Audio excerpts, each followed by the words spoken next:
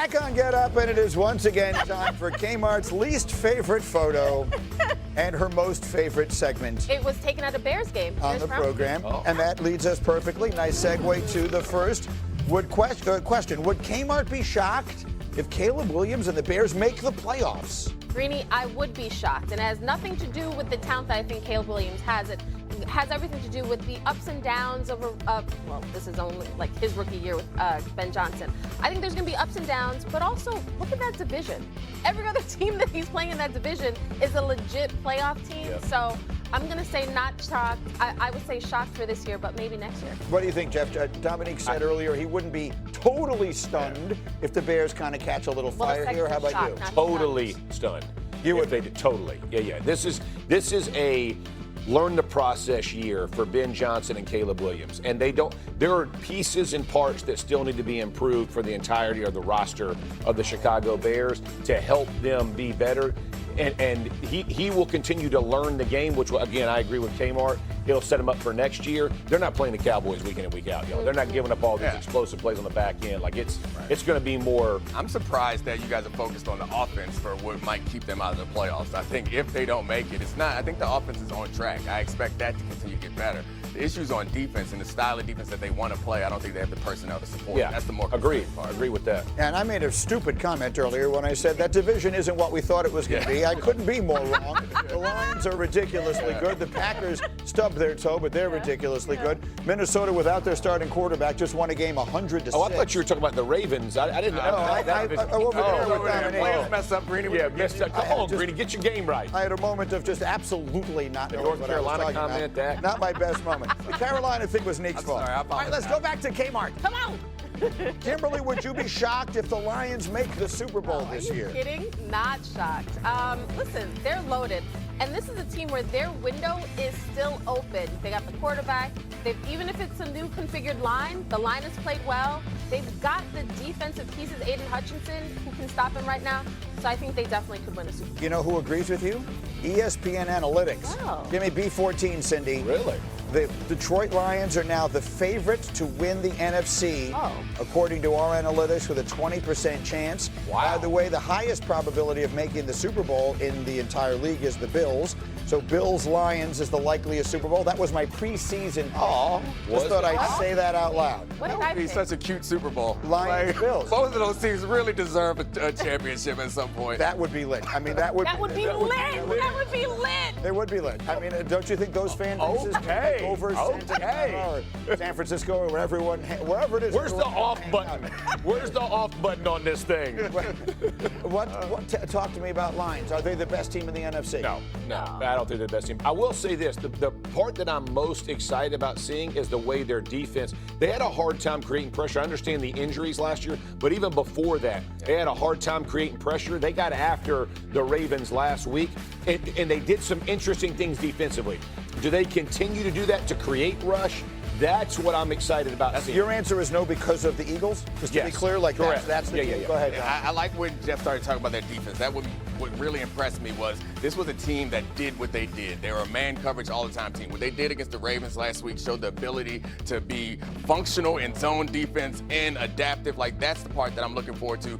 It's going to give fits to some of these other That's teams. right. And what is that? Shepard? It was his third game, and he was warming up the first two games. He got right. And then Hutchinson is unblockable. Yeah. That team, that defense continues to get better under Shepard. I think that they'll be really good. Lit. Okay, They that would be a lit. I don't know why everyone is so surprised by that. That's a word that has definitely worked its way into the general population. Okay. Just like it felt awkward. One more. One more. Kmart, would you be I'm shocked dying. now that the Giants have gone to Jackson Dart? Would you be shocked if the Cleveland Browns are the next team to go away from the aging veteran and go to one of the rookies? Okay, I need some nuance with this one. I would say not shocked, especially if Joe Flacco and this offense continue to sort of scuffle along, because now we're looking at this defense again. Like, the Browns have a playoff caliber defense, and it's the offense holding them back. I think if Joe Flacco and the offense doesn't get right soon, and we've seen the Giants make the change, if Jackson Dart plays well, I think in that market between the fans and the media, Kevin Stefanski will have to answer the question of, you got two capable backups on the bench. Can you turn to them? And he's going to have to answer the why are we sticking with Flacco if the offense continues to remind everyone, they have 2 rookies. They have Dylan Gabriel and they have Shedeur Sanders there. What do you think?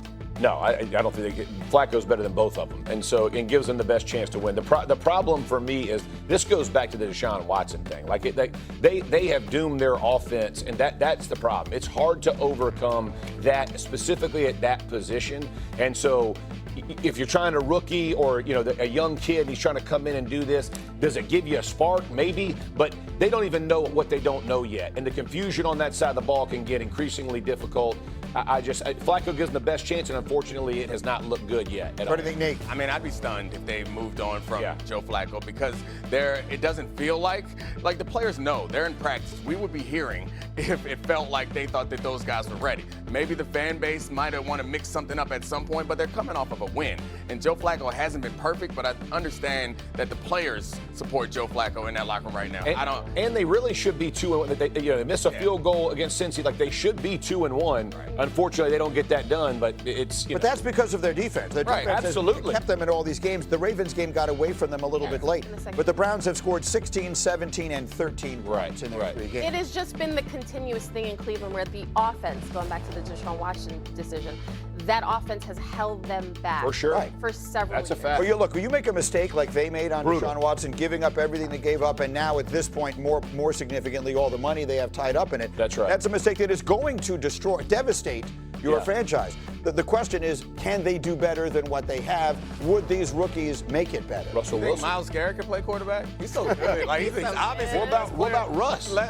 We put Russ over there? Stop it. We're going to replace Joe Flacco with Russell Wilson. Let's go. The 2 aging guys, bring them in, let them rotate. I was joking. I was too. Okay. You thought I was for. I'm talking about 2 rookies. Serious. I'm talking about 2 rookies. You're talking about 2 guys who eat dinner at 5 o'clock at night. Which, don't get me wrong. I'm the one who's standing there waiting for them to unlock. They've kind of refused to build a foundation and take their time and do this the right way, and they keep thinking that they're going to find some rescue through the draft or this new coach is going to save us. It's not going to work, and they continue to put their team, their players, and their coaches in this situation where they're like, the fix is going to be this guy. This great man theory is never going to work. All the good teams, the consistently good teams, are teams that are foundationally built, and sometimes the quarterback overperforms because he's in that situation. Right. Sometimes he doesn't perform well, but you're never out there like, we're just lost, we have no hope, and it feels like that year in, year out, and then you see their players go elsewhere and have success, and you're like, oh, it wasn't their fault. Right. Yeah. See, that's my indictment on the staff, right, is that you've had guys in your building that you're letting go, and I'm definitely biased, right? You watch the behind-the-scenes thing, and you see how they let go of Saquon Barkley and the way they talked about it, and to me it felt like arrogant the way that they went about this. The bottom line is that was their best player on offense. That's who you build around, right? Like you build around when you think you can get rid of guys and be dismissive of players because you're the smartest guy in the room. You're never the smartest guy. And by the way, those dudes are who wins games. That's the problem with the Giants. They continue to let go of good players in hopes of getting a great player who's going to save the day. Well, now the Giants feel like that they have a talented young quarterback and they have pieces. And the offense, in their minds, will look better with Jackson Dart. He will provide a spark. Yeah. The question is, how long will that spark go, given the schedule that they have? What I would say is there are still 14 games left in the season. An NFL season feels short. It's actually very long. There was ample time to do what you're talking about. This feels like a move that they are reacting to an impatient owner or an impatient fan base or something. They're acting out of desperation, which is always in any endeavor the worst way to do something. Now, I want to put a full screen up if I can, please. A39, because I think Russell Wilson becomes an interesting part of the conversation. If indeed Russell Wilson has now played his last game in the NFL, and we don't know that one way or another, he might still play for the Giants, he might wind up somewhere else, but he certainly may have now played his last game. He ranks pretty high, as you can see, on the all-time quarterback ranks, 4th all-time in rushing yards, 12th in passing touchdowns, 15th in passing yards. How do we now, if we're going to sum up the career of this terrific player, how do we do it? You made an observation about him when he first went to Denver with extremely high hopes that I thought was really interesting and seems even more so now when we see what's happened since. How we judge their run game is from here to the end of the game. Can they pile up yards now in the second half? And close this game out. Nice chunk here in this good-looking drive. Pickup of 14 and a first down. So far here today, putting points on the board certainly hasn't been a problem, and plays like that are why. Think about it, Mike. Sometimes you just have to take what the defense gives you and not force something that's not there, and that mid-range pass results in a fresh set of downs. That's going to be pulled in by Brown. And he will score again. Hollywood Brown. Touchdown, Chiefs. That is his third touchdown of the afternoon. A beautiful combination in the air there. The pass downfield and bringing it the rest of the way into the end zone for the touchdown. And it's really just a great route, Mike, and then a beautiful throw. The accuracy of the throw is what allowed the receiver not only to secure the catch, but then be able to turn it up and finish the play and find himself in the end zone.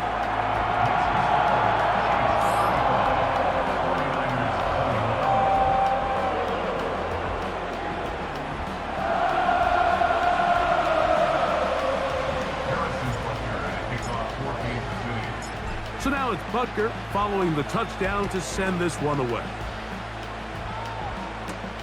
Samuel going to see what he can do. And he's brought down right at the 25-yard line. They'll come up here, 1st and 10. The drive starts with a carry by McCaffrey. And he'll get about 4 to the 29.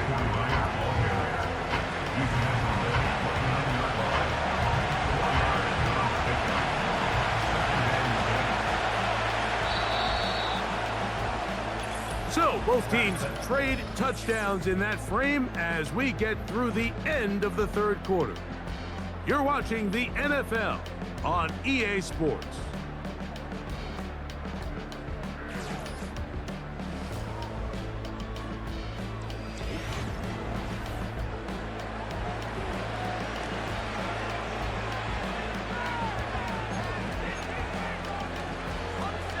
Here's a 2nd and 6. Shotgun snap to Purdy. Throwing the out.